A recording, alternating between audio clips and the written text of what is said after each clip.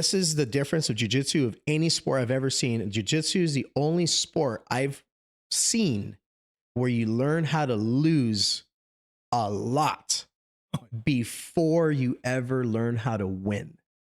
So my son was used to losing in practice all the time, right? He's getting beat because everything's, the belt system in jiu-jitsu means something, right?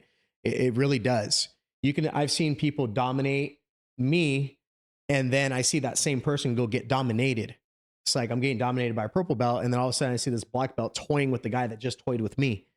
So these kids are learning how to lose in practice. They're being tapped because they know, hey, when in doubt, just do a little quick tap and it's over. So what I found that jiu-jitsu did for my kids is it taught them how to lose, but it also taught them how to win. So there's a lot of respect there. So then when they go to other sports, basketball, oh my God, these kids were taller than me. We had a kid on our team who was like 5'11", 10U. And Jackson's the smallest kid, but he's out there getting after it. And I'm just like, he's used to going against bigger people. He's used to doing this and he's confident. So if you look at his body language, my kid's body language, I'm trying not to be biased here because they're my own kids. But if you look at body language of kids, he's small and he looks chill. My 7-year-old playing hockey, he was so small, but he looked very relaxed, very confident, getting after it. And if they make a mistake, it's almost like it's not a big deal. It's like, oh, I just had to tap and reset. So I found that with jiu-jitsu, compared to other sports, basketball, football, hockey, any other sport, yeah, you're having team building, but you could have a bad game and your team still win. You can have a great game and your team still lose. Jiu-jitsu, you win, you won. You lost. If you lose, you lost. So it teaches them like this, like the character building that I've seen. It's awesome. And that's not just for kids. That's even for me. Like if someone taps me out, you can ask Matt, you can ask anybody. I'm giving them kudos right away. I'm like, dude, that was a sick armbar. What did I do wrong? Why am I getting caught in that? I asked them a couple weeks ago. I was getting caught in a lot of head and arm chokes. Darce. There's this guy, purple belt. Okay. Yeah. He caught me like 2-3 times. And you say a move, I already know who you're talking about. He already knew who I was talking Everybody about. has a style. So the thing about jiu-jitsu is everybody has a style. So it's kind of like, what's your game? So like, that's why jiu-jitsu is so cool, because I play half, I play lasso, I play this, I do darces. Everybody has a certain way to victory. So it's like, you're trying to counter, like, well, I know the counter to that is being good at this. So like, it's like a chess game. So that's why I know who he's talking about just off the move. Okay. But like I gave him his kudos. I was like, dude, that's super sick. And if you ask anybody I roll with, I trained. So I initially started training at Carlson Gracie. I trained there for 3.5 years or so. I've been training at Checkmat for about maybe 6 months now. But if you ask any of my training partners, they'll tell you, like, if they catch me, I'm not upset. I'm not like, I'm going to give them their kudos. I'm going to give them their flowers. And then I'm like, all right, where did I mess up? Like, so I asked him, I was like, dude, how do I defend against this Darce? Like, this guy's like doing it at will, catching me in a Darce. And I think that's the beauty of jiu-jitsu. It's just like, there's so much growth in there. I think the bunny rabbit philosophy is something I've talked about in my podcast. The bunny rabbit philosophy is good for life and it's good for anything, but jiu-jitsu and wrestling, the mano-a-mano sports, you can really implement it. What I mean by bunny rabbit is when you go to the track, you go to the greyhound race, they have that fake rabbit that goes around the track, and that's what the dogs are chasing. Yeah. Everybody has a bunny rabbit that they want to be like, whether it's in life, whether it's in any situation. Like, man, that's the guy I want to. If I could just be this guy, that guy purple belt who just mangled me, if I could just be that good, I'll be cool. That's my bunny rabbit in class. And every day you'll get some, he beat you. But your object is to catch your rabbit. Yeah. Everybody's chasing their rabbit. Like, even in the podcast space, you'll be like, man, that podcast is good. We could just get our podcast to that level. That's your bunny rabbit. Doesn't matter what it is. Your bunny rabbit could be the next belt. Your bunny rabbit could be a belt, whatever. But like, everybody finds a bunny rabbit. And I think traditional sports, team sports, that's the one thing that kids don't get when they rather to mano-a-mano sports like wrestling and jiu-jitsu. It's hard to find that bunny rabbit. You can see a player, well, that kid's really good. Yeah. I could be, but you never, I don't see him the rest of the season. So you never get to test your skills against him again until maybe next year.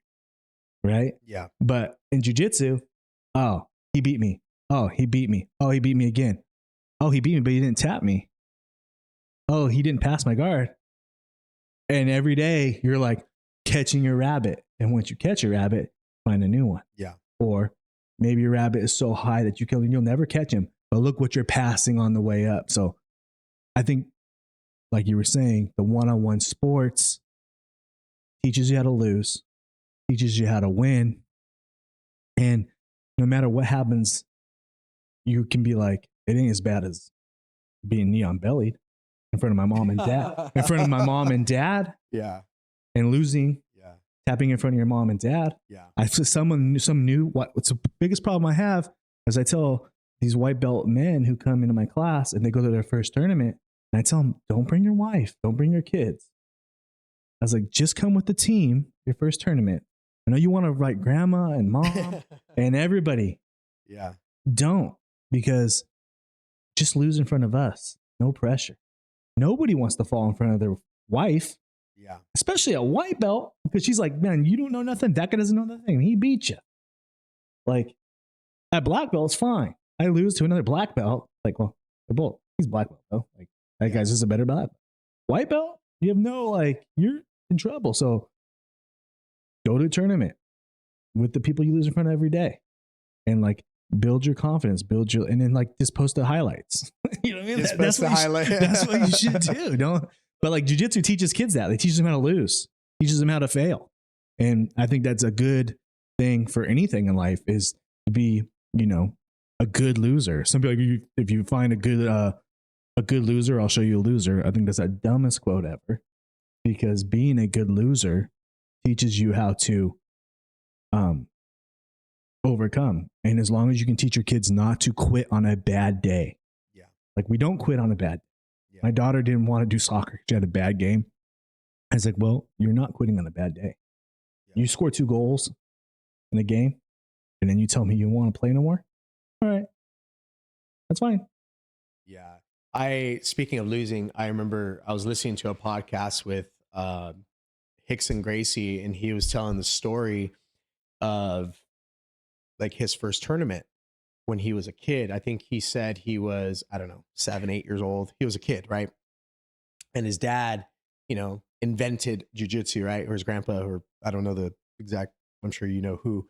But besides the fact, he said, I think it was Helio Gracie. That was his dad, right? So Helio told Rickson Gracie on his first tournament, there's all this pressure, like, everybody in my family's a killer. And he told his son, he said, hey, listen, if you win this tournament, if you win and you get first place, if you win, I'm going to give you a prize. If you lose, I'll give you 2 prizes. And I thought it was the most awesome thing ever, because pretty much what he said is, it's okay to lose. I'm giving you the freedom to just go out there and have a good time, do your best, and whatever happens, happens. So I actually stole that quote, and I told that to my son.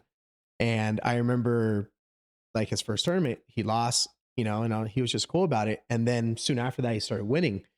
But he never really reacted to losing, to the point where my middle son, one time came up to me and he goes, Dad, I didn't even cry. I was like, what happened? And he goes, oh, he was just better than me. And he was just saying it as a matter of fact. And I'm just like, and my kid's super competitive, but it didn't faze him. And then I remember this year, I put my oldest in basketball. Oh man, I'm torn with basketball, because I grew up obsessed with basketball. However, I'm 5'7". You better be freaking good. So my kids are like, Dad, can we play basketball? And I'm just like, because I think I'm okay. I think I'm decent. I think I'm better at basketball than I am at jiu-jitsu. That's God honest truth. You could ask some of my friends growing up. And I was like, I'm not going to tell him no. So we go to his first, I think it was a practice, Giants. It's like they got the tallest kids in Temecula-Murrieta Valley.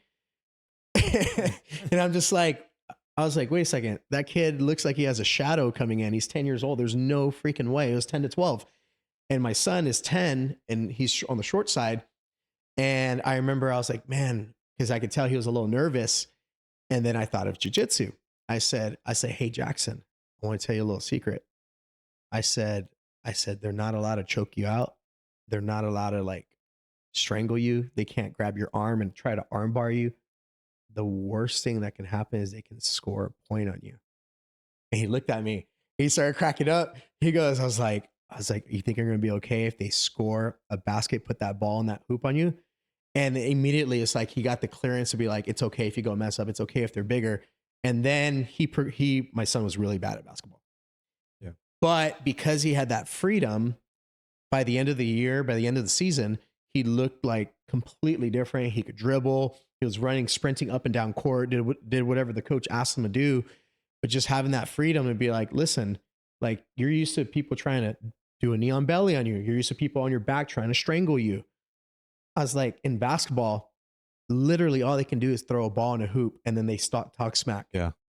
Like, how much pressure is that? And he started laughing because he goes, oh, I was like, and then I joked with him. I was like, I don't want to see you trying to choke people. All right. I don't want to see you going for the arm bar. This is basketball. This isn't jiu-jitsu. Just kind of trying to lighten the mood. And then after that, like his shoulders relaxed and he was out there and having a good time. And I'm just like, man, you got to see some of the film. I'll post some of it on Instagram, but he's so small and you would think he was the biggest guy there. And once again, I'm going to credit that to jiu-jitsu. He's used to going against big kids. He's used to getting subbed. Sometimes he wins, sometimes he loses, sometimes they're equals. But the psyche, I'm adamant that I think every kid should do some form of martial art. So my question to you is self-defense, bullying. That is a big deal. Bullying is huge. You go on YouTube and you see these bullies, everyone has a cell phone now. What do you say to people who say, hey, my kid's doing boxing, my kid's doing, Krav Maga, there's jiu-jitsu, my kid wrestles, like there's a lot of competing martial arts. Us obviously being in jiu-jitsu, you've been in the space way longer than me. What do you say to these parents that know nothing? They're like, what's a knee on belly? You're talking about controlling position. I don't even know what he's talking about. What do you tell these parents that have no clue what jiu-jitsu is? And like, why should their kid do jiu-jitsu compared to karate? First, I want to say is I think all martial arts are better than not knowing anything. Okay. So even though I'm a strong proponent for ground fighting because 90% of fights hit the deck, whether you're tripping over a curb or someone grabs you by your backpack and pulls you on the ground, no fight stays standing unless it's just boxing or it's sanctioned to stand. You even look into professional boxing, what happens? They're always clinching and the ref has to break it up. Well, what happens if the ref didn't break it up? Someone's throwing that guy to the ground. Yeah. The reason the ref does that because they knows as a human, we want to grapple just like they did in the gladiator days and they want to take it to the ground. So I think all fight start from the ground up. When you start from the ground up and you're fighting, I'm not afraid to throw my hands now because go ahead, take me down. I can throw big punches and you can grab me too. I want to be on the ground. But once you get someone comfortable with being fighting on the ground, they have freedom to kick. Oh, you caught my leg and we hit the ground? Cool. I like it down here. You know what I mean? Like once you give someone confidence, and the most scariest part is being on the bottom where the bully's pounding on you. Once you get someone comfortable there, opens up freedom for everything. So, but I think all martial arts are great for discipline, for learning how to kick, learning how to strike. But jiu-jitsu is the answer for the worst thing that can happen in any other art. Yeah. Maybe besides wrestling is hitting the ground. That's what we don't want. Hitting the ground. What are we going to do when we hit the ground? Now, some people be like, multiple opponents. What are you going to do about multiple opponents? Or you wouldn't want to take someone down when their friends would just kick you in the head. Yeah. That's what we're going to get. Yeah. We're not going to go to we're going to look to get away. I think jiu-jitsu, what people don't understand is jiu-jitsu is so hard on you when you first start, whether you're a kid or an adult, you realize how sucky fighting is. You're going to look for a way not to fight. Yeah. And I think jiu-jitsu teaches you and I think all martial arts do this because you realize, man, this kind of hurts. You know what I mean? Like you don't want to fight. Jiu-jitsu kids have such a good demeanor that they will look for any reason not to fight. And that's just taught. There are no bullies that jujitsu. I can't say there are none, because I'm sure there are some that use jujitsu for evil, right? Yeah. But normally I would say there are no, because it weeds it out. Jiu-jitsu weeds out the douchebags. Yeah. You know what I mean? It does. Yeah, it does. There's none. You're not gonna get that. It's gonna, if you're in the game long enough, you're gonna realize, like, okay, respect. I know what that feels like. I would never do that to somebody. If someone did that to me, I would know how to do it, and I could control, and I could take you down, and I could wait for the teacher to come. Yeah. And there's no damage. Yeah. Like, if my son or my daughter ever got in a fight, and I go, gotta come pick up your kid. If the other kid had a broken arm or something like that, I'd be like, well, okay. But if I came and picked her up and the other kid had no damage, and my daughter or son were just caught him out, scarf hold, and waiting for a teacher to come there and just holding the kid down, the kid couldn't move, and then like got broken up, I'd be like, that's what would make me proud. Learning how to use it and not be violent with it, because it is such a good skill. What do you say, Henry? We both coach youth, okay? Helicopter parents. Parents that coach from the sidelines when you're trying to show.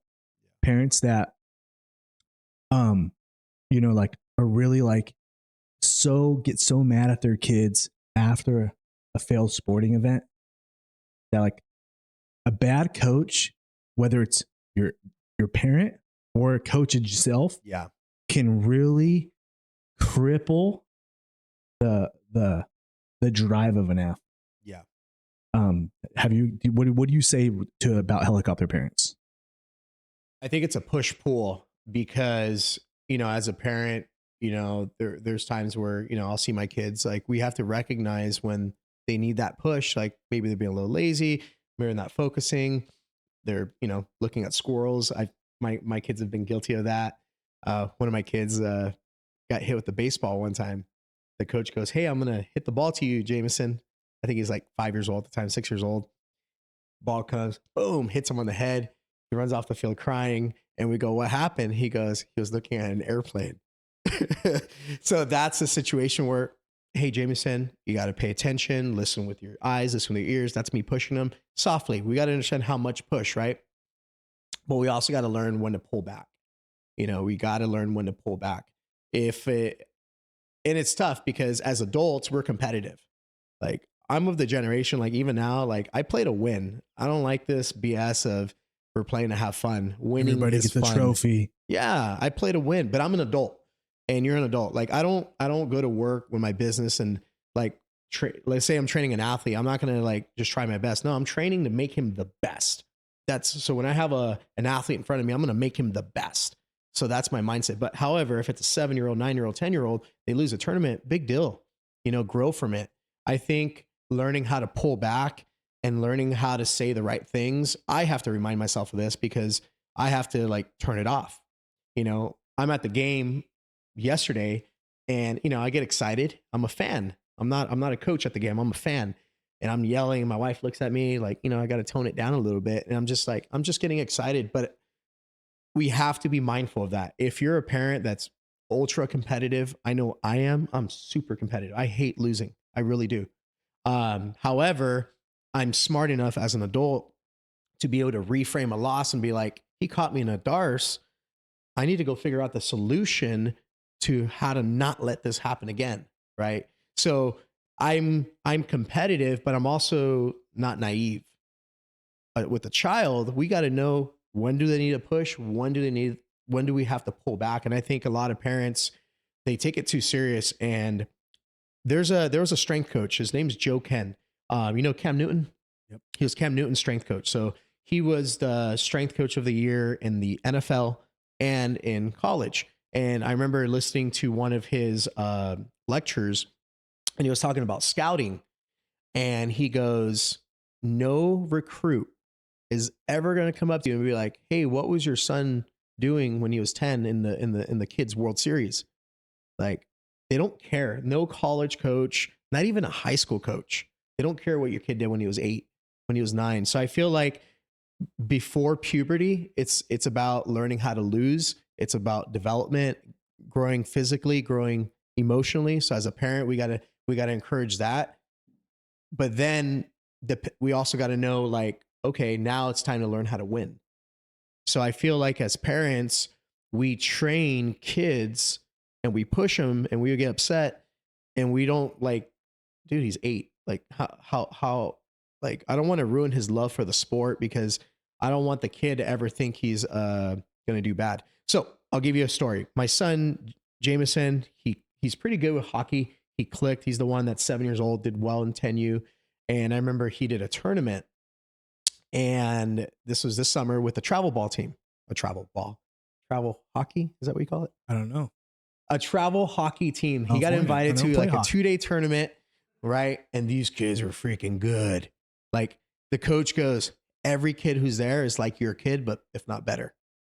And me, I'm like, I hadn't seen my kid lose. Like, he does well, and I'm like, my kid's gonna do good. Being inside, I'm thinking it. I'm just telling you what I'm thinking. I didn't say it, but I'm thinking it. I'm like, he'll be fine. My kid looked like the worst kid out there. Like, these kids have been playing since they're young, and their team got demolished, like 8-0 or something like that. In hockey, that's not good. So he comes off and he's like crying, and he's always competitive. I was like, what's going on, dude? And he thought that I was going to be upset that he lost for a split second. So I was like, hey, Jamie, it's not a big deal. These kids are good. Let's learn from it. What could we do better? And I had to, let him know. So sometimes they just need that. Parents, we got to give the kids the reinforcement. And he witnessed his bunny rabbit. The bunny rabbit. There you go. He witnessed it right there. I He's said, like, look at how these kids are my skate. age, and that's where I need to be. Yeah. He was literally at the bottom. And then now he tells me, this is before he's playing 10U. He goes, Dad, I want to play 10U with my brother because his brother's 10 years old. They could be on the same team. And I'm just like, I wasn't about it. I didn't want it. Cause I was like, dude, you're small for 7. I don't want him to get hurt as a parent. Right. But that experience of him losing and my reaction and saying, like, listen, it's not a big deal. They're faster. They have more experience. That's all that means. I was like, I'm not mad at you. I was like, I'm going to love you the same, no matter what the outcome is. So that push pull, I think it's important. You don't want to pull away so much that you never push, because that's also bad. I know parents that aren't supportive. I've seen both extremes. A comfort